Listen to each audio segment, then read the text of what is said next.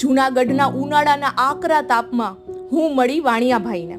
તે અસહ્ય ગરમી હેઠળ રેકડીમાં દવાનો સામાન ગોડાઉનથી દુકાને પહોંચાડવાનું કામ કરતા.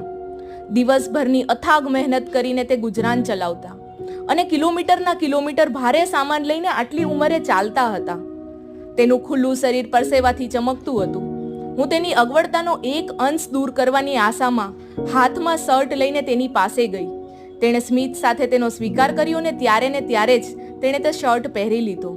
તીક્ષ્ણ તડકા સામે હવે આ એક તેનું કવચ હતું. મને હતું કે તેને કઠિન જીવન વિશે ઘણી બધી ફરિયાદો હશે, પણ તેણે આ સંઘર્ષોને જીવનની સાચી મજા કીધી. તેણે કહ્યું કે કપરી પરિસ્થિતિઓને ઉત્સવની જેમ માણતા ને જીવનના પડકારોને સ્મિત સાથે સ્વીકારવાની કળા આવડી જાય ને એટલે તમે જિંદગીને ખરેખર જીવી જાણ્યા.